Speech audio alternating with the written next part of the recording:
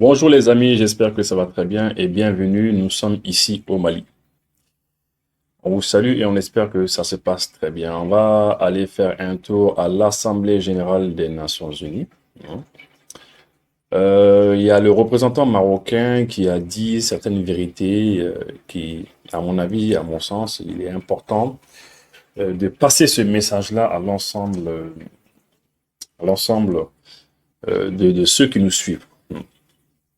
Très important. Juste avant cela, je voulais juste dire aux amis qui ont l'habitude de me suivre et ceux qui me contactent sur WhatsApp, c'est pour leur dire de plutôt essayer de me contacter sur Telegram parce que je serai de moins en moins joignable sur WhatsApp.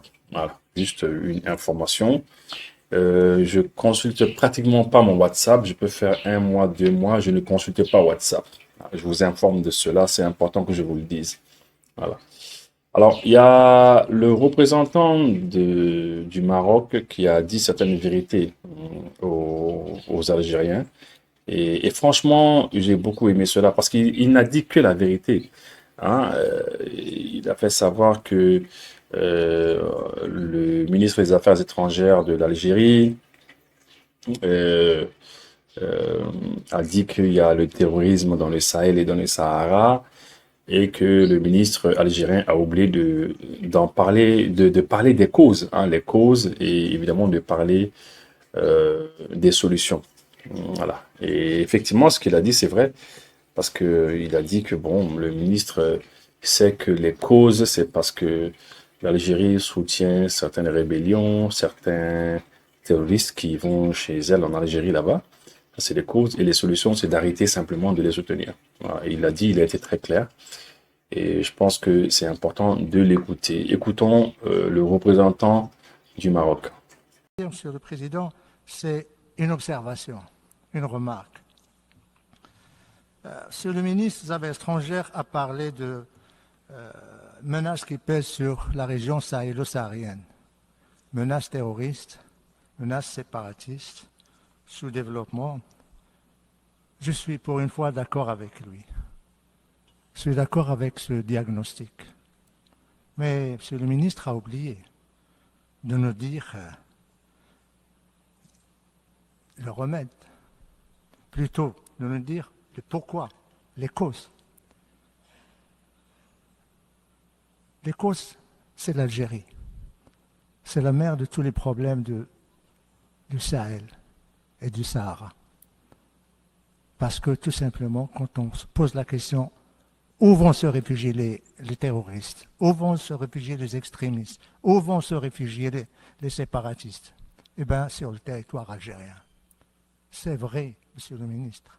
Il y a une menace terroriste dans la région sahélo-saharienne. Il y a une menace séparatiste. Il y a une menace extrémiste. Mais c'est à cause de votre pays. Les frontières de l'Algérie sont polluées de terroristes, séparatistes et d'extrémistes. Autre chose, Monsieur le ministre, ne nous a pas parlé du remède. N'a pas parlé des causes que je viens d'expliquer, n'a pas parlé des remèdes. Le remède, c'est simple. Cessez votre ingérence dans les affaires intérieures des pays de la région. De respecter la volonté des pays de la région, vos voisins. Respectez le choix politique de ces pays. Et ça, c'est une vérité fracassante. Il a parlé de manière fracassante, mais c'est logique. C'est vrai, vous savez, même les Marocains savent, même les Marocains sont au courant que l'Algérie soutient des groupes armés, hein, des groupes armés. Et c'est vraiment dommage d'avoir des voisins comme ça qui soutiennent des groupes armés, des gens qui prennent des armes contre leurs voisins. Et lorsqu'on cherche à les détruire, eh bien, il y a l'Algérie qui trouve le moyen de dire que c'est des résistants. Mais comment est-ce que vous pouvez parler de résistants? Mais attendez, mais c'est des gens qui viennent tuer des populations civiles. C'est des gens qui disent, ah non, on veut notre indépendance. Du jour au lendemain, ils se lèvent, ils disent, non, non, non, non, on veut que telle partie du territoire malien, on veut qu'on nous le donne. On dit, mais c'est pas possible. On ne peut pas vous donner une partie du territoire malien et puis que vous partiez avec comme ça, c'est pas possible. Et l'Algérie soutient les gens comme ça. Hein? L'Algérie soutient les gens comme ça. Et l'Algérie dit, l'autre jour où je les lisais, il disait que eux, ils ont beaucoup aidé le Mali pour ramener la paix dans notre pays parce qu'ils ont contribué à faire en sorte qu'on puisse s'entendre avec ces groupes armés. Mais attendez, mais tout le monde sait que le Mali, à l'époque, avait le couteau à la gorge. Le Mali avait le couteau à la gorge. Hein, il y avait tellement de complots contre notre pays, des complots dirigés par la France, par l'Algérie elle-même et par d'autres pays européens qui se sont mis ensemble, qui ont apporté tout le soutien militaire nécessaire à ces groupes armés pour qu'ils viennent combattre nos militaires dans dans les régions nord du Mali. Hein. Lorsque vous vous faites avoir comme ça par un complot international, c'est pas facile de pouvoir tenir. Et l'objectif, c'était seulement d'amener la MINUSMA. L'objectif, c'était d'amener la MINUSMA et d'amener les histoires des Barkhane dans notre pays. Barkhane, qui est l'opération militaire française. Leur objectif, c'était de déstabiliser le pays et après vous dire, bon, écoutez, on va vous envoyer Barkhane, on va vous envoyer la MINUSMA, on vous envoie ceci, cela. On nous envoie plein de forces internationales. Et toutes ces forces-là étaient venues dans le but de permettre l'expansion et l'extension de ces groupes armés. Mais c'est ça, de permettre l'implantation définitive de ces groupes armés sur notre territoire. Et nous, on ne savait pas cela au départ. Au départ, pour nous, les Maliens, toutes ces forces internationales, elles viennent pour nous aider à nous débarrasser des méchants. Mais par la suite, on a compris que ces forces internationales-là venaient avec des armes, venaient avec plein d'armes, plein de munitions, et tout ça, c'était destiné à nos ennemis. Et c'est la raison pour laquelle vous allez remarquer que c'est pendant la période où les forces internationales étaient là, de 2013 à 2000, on va dire 2020, 2021 comme ça, c'est pendant cette période-là que le terrorisme s'est répandu sur tout le territoire malien. Ça s'est répandu partout parce que c'est eux, en fait, qui voulaient donner une certaine assise à ces terroristes-là. Alors, mais nous, on ne savait pas. Et on était loin d'imaginer que l'Algérie aussi était derrière. Et dernièrement, lorsqu'on a mis fin à l'accord d'Algérie, l'Algérie, elle a piqué une colère noire. Elle a piqué une colère. Elle était plus en colère que les groupes armés avec lesquels on a signé ces accords d'Alger. On a compris par la suite que l'Algérie gagnait forcément quelque chose dans cette affaire d'accord d'Algérie. S'il ne gagnait pas quelque chose, il n'allait pas s'énerver, se mettre en colère.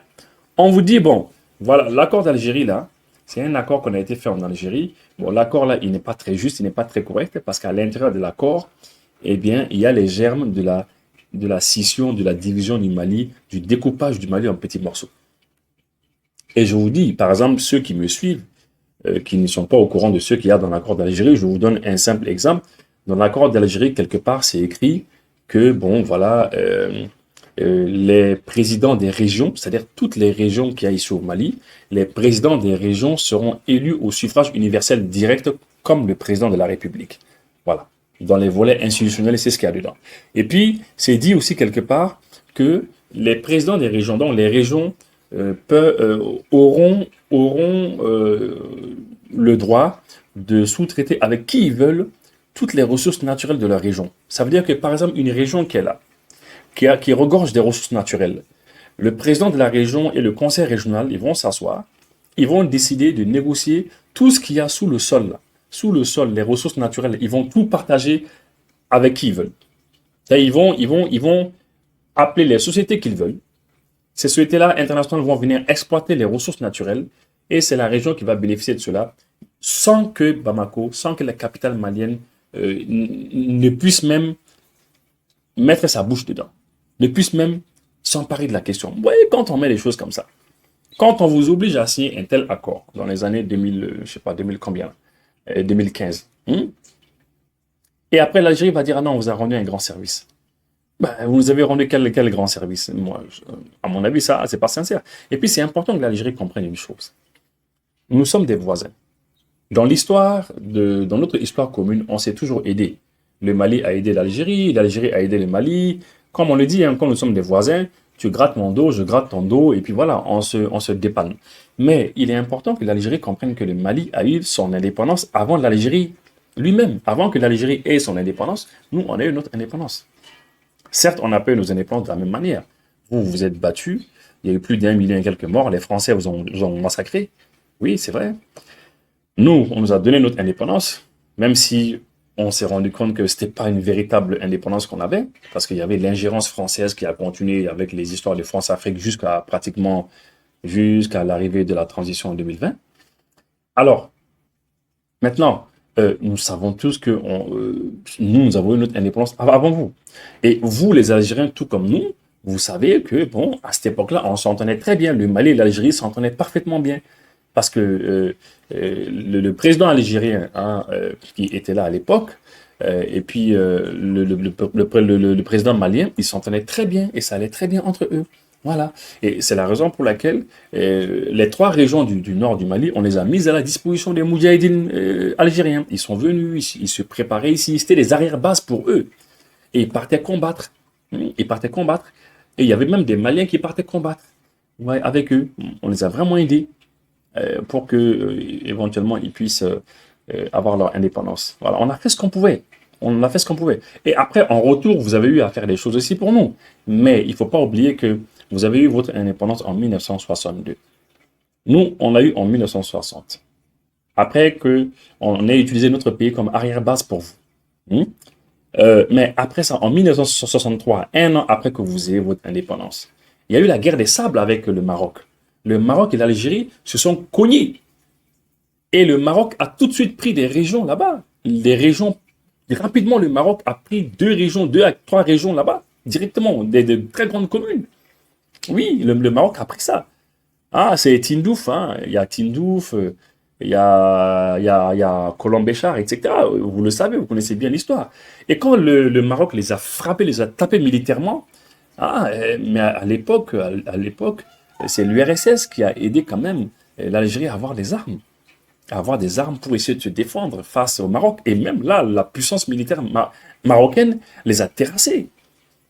La puissance militaire marocaine les a terrassés. Ils n'ont pas pu tenir. Il a fallu l'intervention de Haïlé Sélassié, qui a dit non, attendez, il faut qu'on actionne l'Union africaine, qui était l'OUA, l'organisation de l'unité africaine, et on a fait les accords de Bamako. Donc, les Algériens et les Marocains sont venus en 1963, ils sont venus à Bamako ici pour faire les accords de Bamako. Et ce sont ces accords-là qui ont dit, non, ils sont tombés d'accord, hein, l'OUA avec Modibo Keïta, Haïlé Sélassié, tout le monde est convenu que bon, lorsque les Français ont quitté le Maroc et l'Algérie, les frontières que les Français avaient laissées, on n'a qu'à demander au Maroc de rester sur ces frontières-là. Et là, le Maroc s'est retiré des territoires que le Maroc avait pris à l'Algérie. Mais ces accords se sont faits à Bamako ici. Alors, donc ça, à mon avis, il est important que le monde entier connaisse la version marocaine et la version algérienne par rapport aux communes de Tindouf et de Colombéchar. Parce que vous savez, il y a 2 communes qui s'appellent Tindouf et Colombéchar qui, selon les Marocains, ça appartenait aux Marocains.